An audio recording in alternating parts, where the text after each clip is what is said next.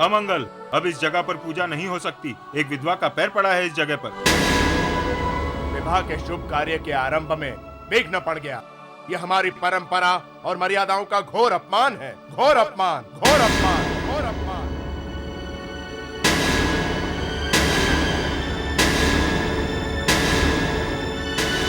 बहू, ये क्या किया तुमने?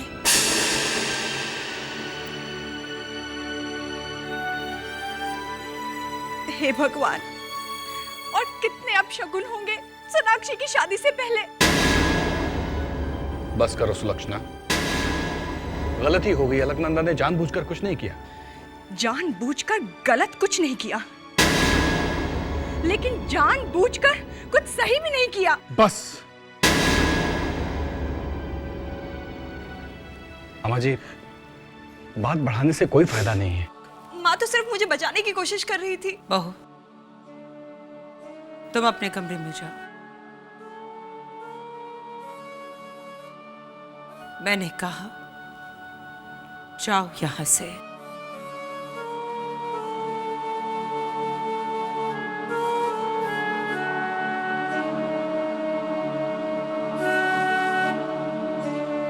गंगा जल लाइए। पूजा के लिए इस जगह को हमें फिर से शुद्ध करना पड़ेगा।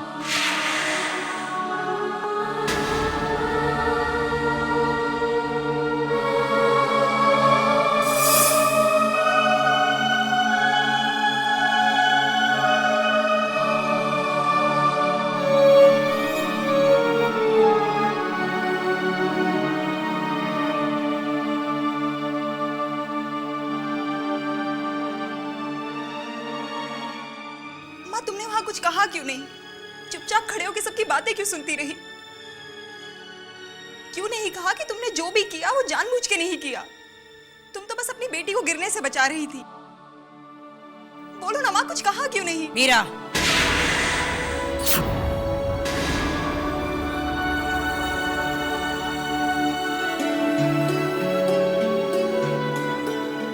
अम्मा जी, वहां जो कुछ भी हुआ उसमें माँ की क्या गलती थी? वो तो मुझे गिरने से बचा रही थी ना।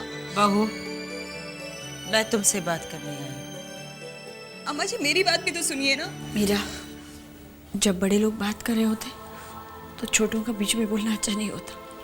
पर माँ, जाओ तुम।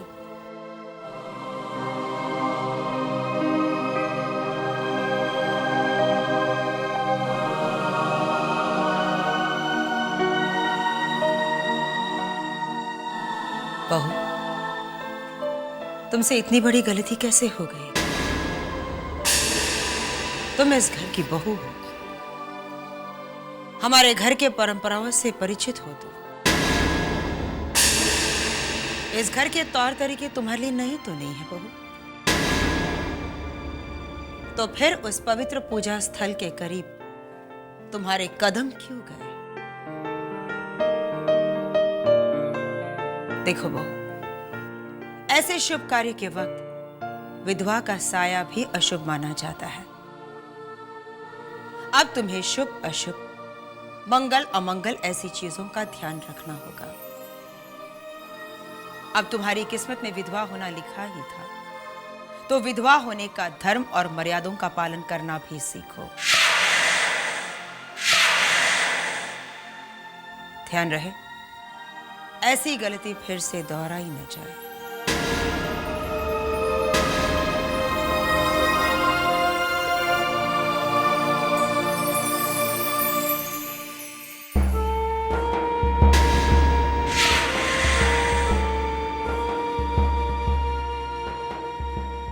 एक बात और अलग, मीरा को जिंदगी के ऊंच नीच सिखाओ, क्योंकि अब वो छोटी बच्ची नहीं रही।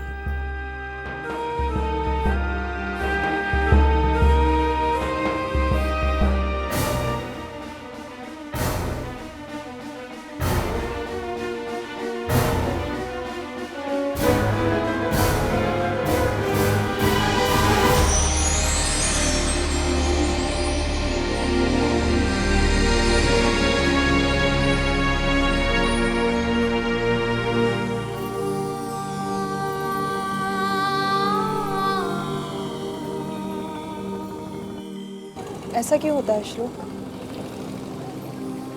एक औरत के सिर से उसके पति का साया हट जाए तो उस औरत की परछाई तक को लोग अपशगुनी मानने लगते हैं। पापा क्या गए इस दुनिया से? इस दुनिया की नजरें ही माँ के लिए बदल सी गई।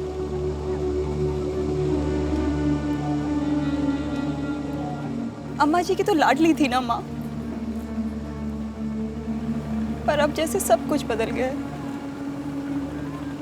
अपने ही घर में माँ अछूत और पराई हो गई है। एक औरत के लिए विधवा होने से बड़ा कोई अभिशाप नहीं है, लोग ऐसा कहते हैं। विधवा तो माँ बहुत साल पहले ही हो गई थी। अब तो सिर्फ उसकी मांग का सिंदूर पूछा है। क्या क्या कहा? कुछ नहीं, तुम नहीं समझोगे।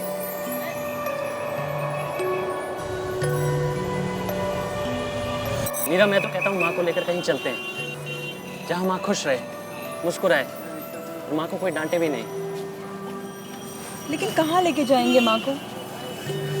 माँ के मायके। मायके में माँ खुश हो जाएगी, वहाँ जाकर तो माँ बेटी बन जाएगी ना।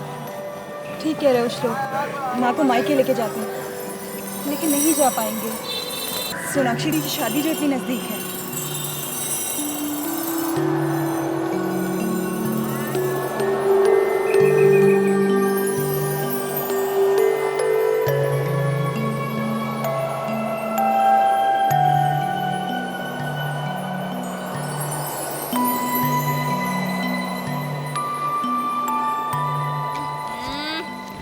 बताइए ना भाभी, कौन सी साड़ी लें हम?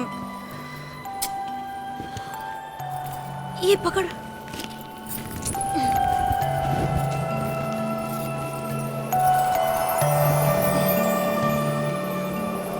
आहा। भाभी अब तो बताइए कौन सी साड़ी लें हम? इरावती कोई भी ले लो। नहीं भाभी, हम तो वही साड़ी लेंगे जो आपको अच्छी लगती है। लेकिन इसमें भी ये प्रॉब्लम है। पूछिए क्या? क्या? अब आपके सलोने रंग पे तो हर साड़ी जचती है ना। बताइए ना कौन सी लें? बताइए ना अलकनंदा भाभी, हम कौन सी साड़ी लें? जो आपको अच्छी लगे। हम तो वही साड़ी लेंगे जो आपको अच्छी लगती है। लेकिन इसमें भी एक मुसीबत है। पूछिए क्यों? क्यों? अब आपके गोरे रंग पे तो हर कपड़ा अच्छा लगता है ना। बताइए ना कौन सी लें?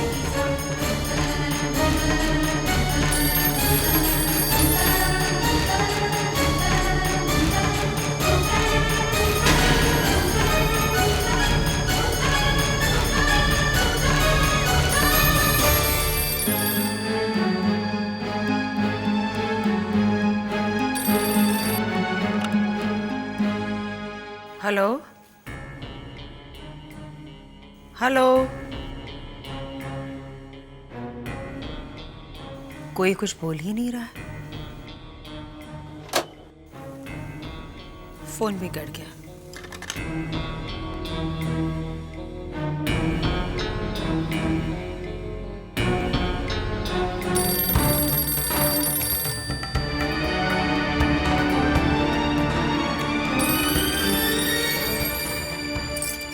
हेलो।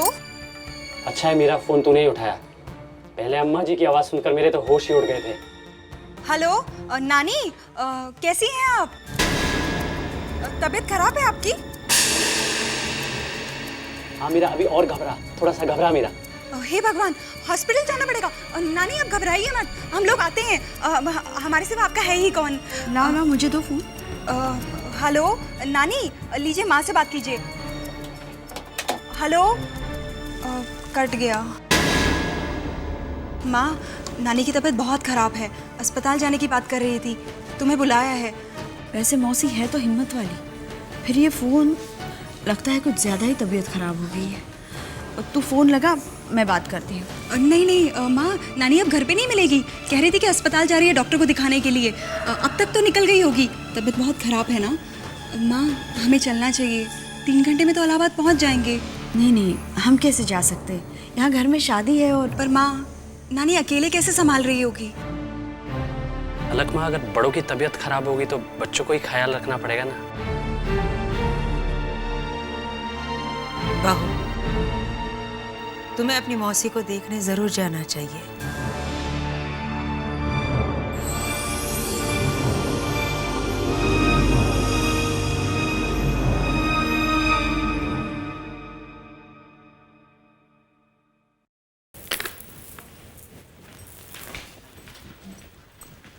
मीरा, शादी से पहले लौटकर जरूर आ जाना, ठीक है? हाँ, मुझसे मिले बिना ससुराल थोड़ी ना जाओगी। शादी से पहले ही लौट आएंगे। बहू,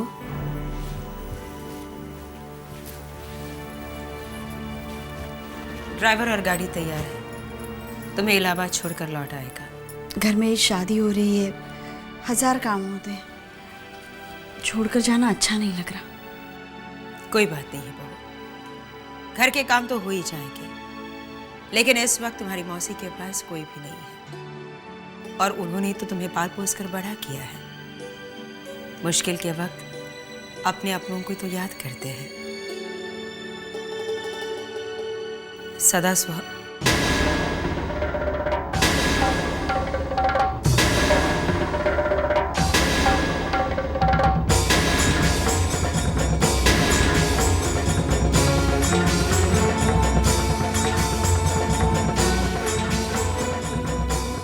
जीती रहो।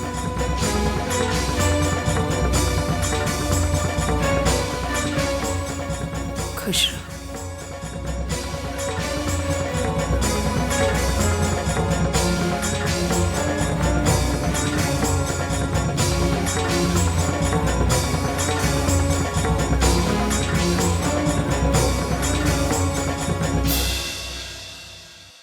मैं भी चलूंगा।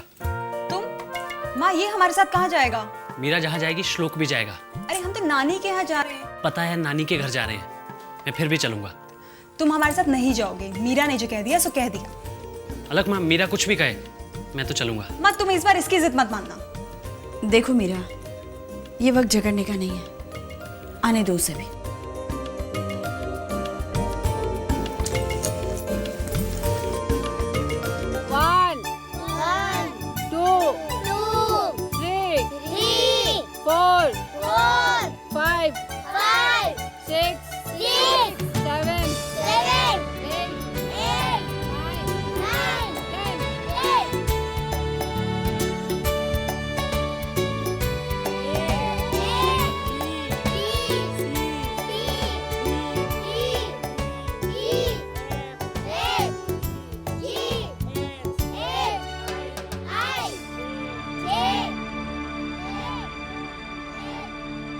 मौसी, मौसी। अरे अलग दीदी,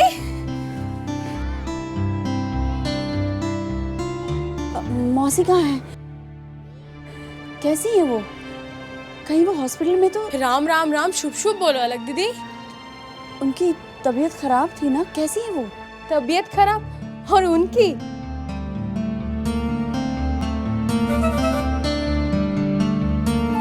आइए खुद ही चल के देखिए अपने बीमार मौसी का हाल।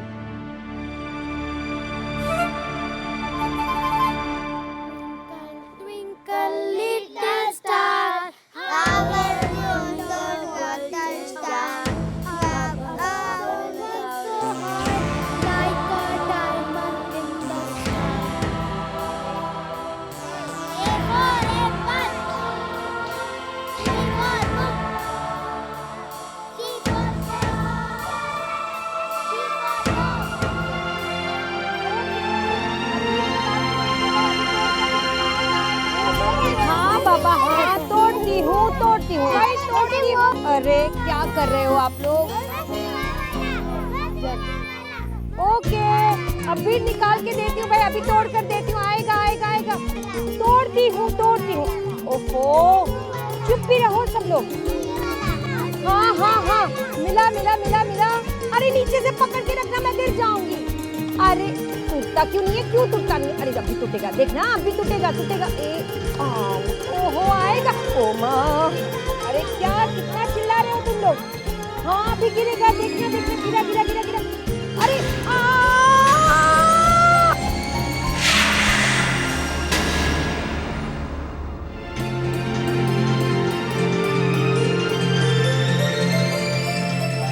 अरे अलग तू आजा। एक आधा फोन ही कर देती। फ़ोन तो आपके यहाँ से आया था। आपकी तबीयत खराब है, आप बहुत बीमार हैं। बीमार और मैं? अरे बीमार पड़े मेरे दुश्मन। अरे बीमार तो थी ना, वो तो माँ को देख के ठीक हो गई है ना नानी?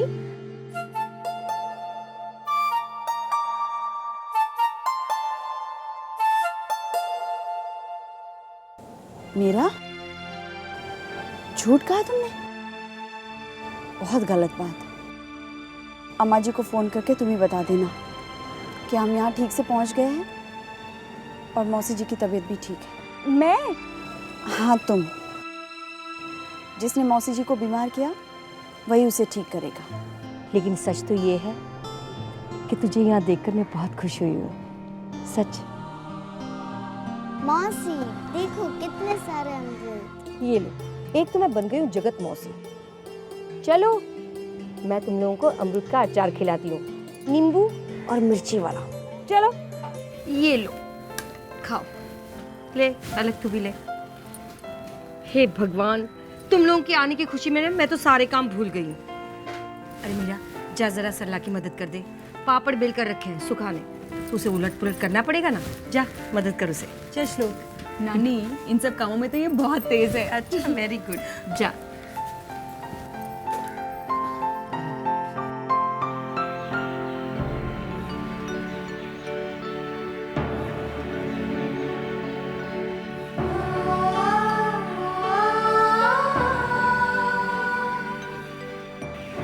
दुल्हन बनाकर विदा किया था इस घर से। सुहाग का लाल रंग क्या कहे, मेरी अलग तो सफेद रंग में ही रंग है। जब मरकर ऊपर जाऊंगी ना तो भगवान जी से बहुत गुस्सा करूंगी, बहुत झगड़ा करूंगी, शिकायत करूंगी। मुझे मेरी बेटी की सोनी मांग देने का दुख क्यों दिया। होनी को कोई नहीं टाल सकता, उसे अपनी किस्मत समझकर जीना पड़ता है मौसी। हाँ बेटी, ऊपर वाले की मर्जी के सामने इंसान कितना असहाय बन जाता है। तू ना छोटी सी थी, 2 चुटियां लेकर, फ्रॉक पहनकर मेरे पूरे घर में इधर से उधर, इधर से उधर, इधर से उधर अपनी गुड़ियों को गोद में लेकर भागा दौड़ा करती थी। और जब तेरे गुड्डे गुड्डी की शादी होती थी ना तो मुझे भी उसमें शामिल कर लेती थी, और मैं भी उसमें शामिल हो जाती थी। तेरे साथ बच्ची बन जाना मुझे भी बहुत अच्छा लगता था। अलग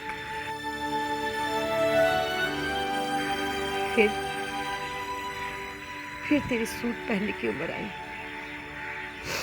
हर रोज मेरे पास नया सूट मांगती थी और हर दूसरे दिन कहती थी कि मौसी मुझे इस सूट के साथ भी एक चुनरी रंग दो ना, एक चुनरी रंग दो बस। और मैं भी तुझे रंग देती थी, बड़ा अच्छा लगता था। अलग आंगन में हर रोज तेरी लाल नीली हरी पीली चुनरियों को सूखते हुए लहराते हुए अच्छा लगता था। बिन मौसम के बसंत छाई रहती थी मेरे घर में, बिन मौसम। और सुहाग का रंग क्या उतरा, तेरे तो सारे रंग उतर गए। अलग बिल्कुल सारे के सारे तेरे श्रृंगार उतर गए, सारे श्रृंगार उतर गए। और तेरे ससुराल वाले और तेरी सास है भी बड़े परंपरागत। तू उनके यहाँ जाकर तू भी बिल्कुल उनके जैसी बन गई, उनके बात में रची पची रहती है। वो क्या कहते हैं अंग्रेजी में एक कहावत है ना, रोम रोमन वाली कौन सी, do in Rome as Romans do. मतलब रोम में हो तो रोमन जैसा बनना पड़ेगा, यही ना। अब ना अलग तू अपनी मौसी के यहाँ आ गई है तो तुझे तेरी मौसी के रंग में रंगना पड़ेगा, समझे।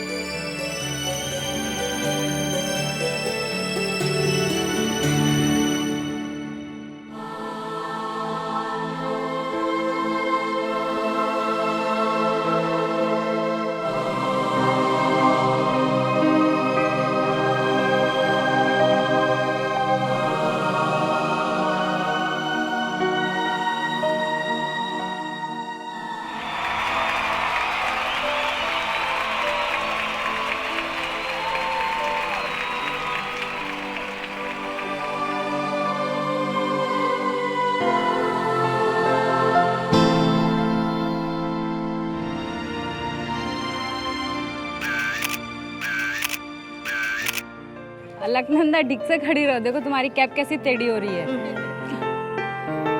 हाँ हाँ जानती हूँ, अगर ग्रेजुएट हो गई हूँ तो कैप भी सीधी रखना आता है मुझे।